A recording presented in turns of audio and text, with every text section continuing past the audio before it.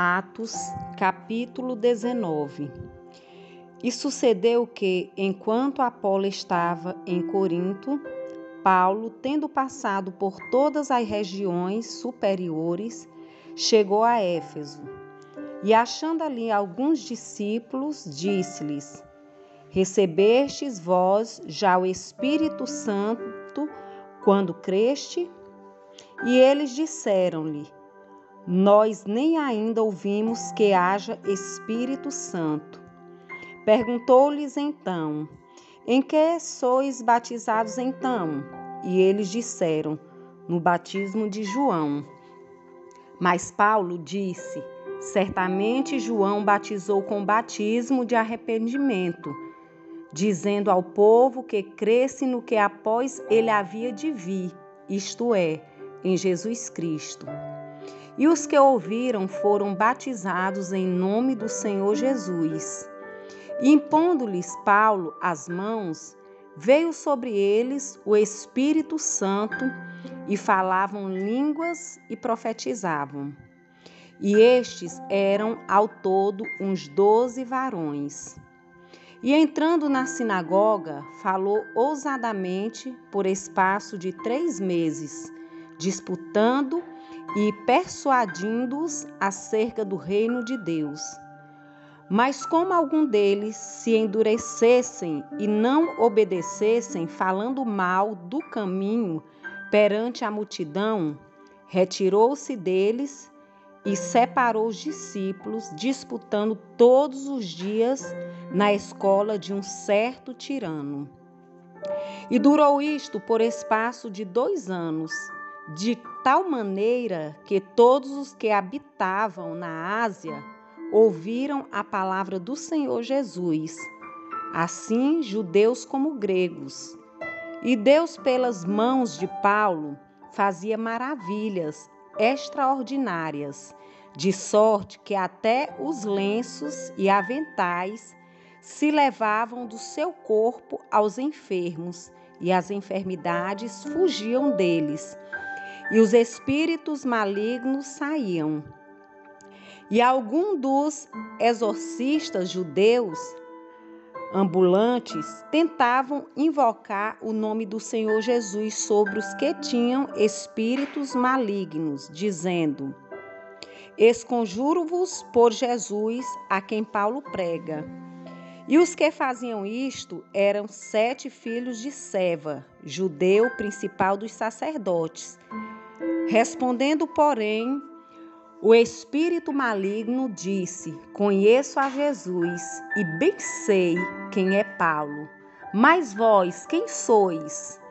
E saltando neles, o homem que tinha o espírito maligno e assenhoreando-se de 2, pôde mais do que eles, de tal maneira que nus e feridos fugiram daquela casa.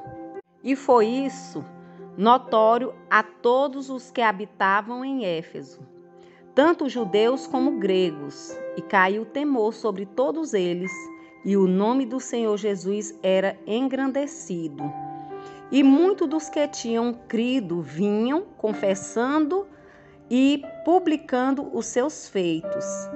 Também muitos dos que seguiam artes mágicas trouxeram os seus livros e os queimaram na presença de todos, e feita a conta do seu preço, acharam que montava a 50.000 peças de prata. Assim a palavra do Senhor crescia poderosamente e prevalecia. E cumprido estas coisas, Paulo propôs em espírito ir a Jerusalém, passando pela Macedônia e pela Acaia, dizendo: Depois que houver estado ali, importa-me ver também Roma. E enviando à Macedônia 2 daqueles que o serviam, Timóteo e Erasto, ficou ele por algum tempo na Ásia.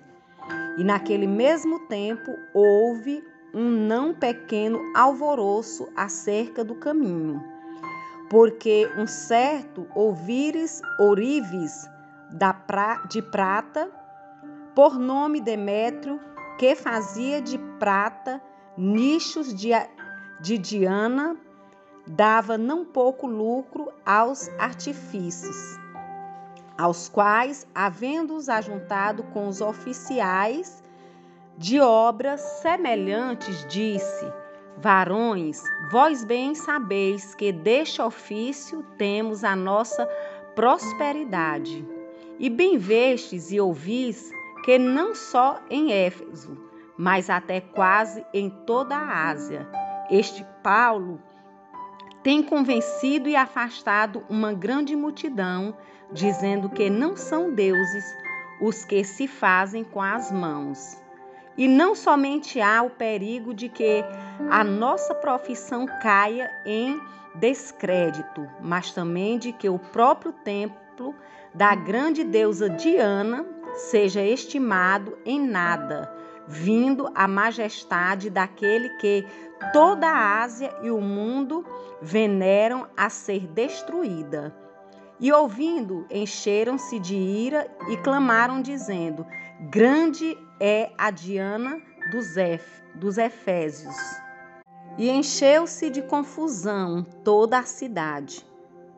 E unânimes correram ao teatro, arrebatando a Gaio e Aristarco, macedônios, companheiros de Paulo na viagem. E querendo Paulo apresentar-se ao povo, não lhe o permitiram aos discípulos. E também alguns dos principais da Ásia, que eram seus amigos, lhe rogaram que não se apresentassem no teatro. Uns dois clamavam de uma maneira, outros de outra, porque o ajuntamento era confuso. E os mais deles não sabiam por que causa se tinha ajuntado. Então tiraram Alexandre dentre a multidão e, impelindo os judeus para diante, e Alexandre, acenando com a mão, queria dar razão disto ao povo.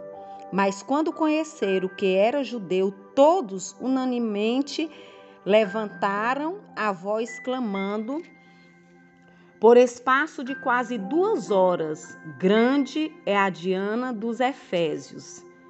Então o escrivão da cidade, tendo apaziguado a multidão, disse: varões Efésios, qual é o homem que não sabe que a cidade dos Efésios é a guardadora do templo da grande deusa Diana e da imagem que desceu de Júpiter? Ora, não podendo isto ser contraditado, convém que vos aplaqueis e nada façais temerariamente, porque estes homens que aqui trouxestes nem são sacrilegos, nem blasfemam da vossa deusa. Mas se Demétrio e os artífices que estão com ele têm alguma coisa contra alguém, a audiência é a procônsules, que se acusem uns aos outros. E se alguma outra coisa demandais, averiguai se há em legítimo ajuntamento.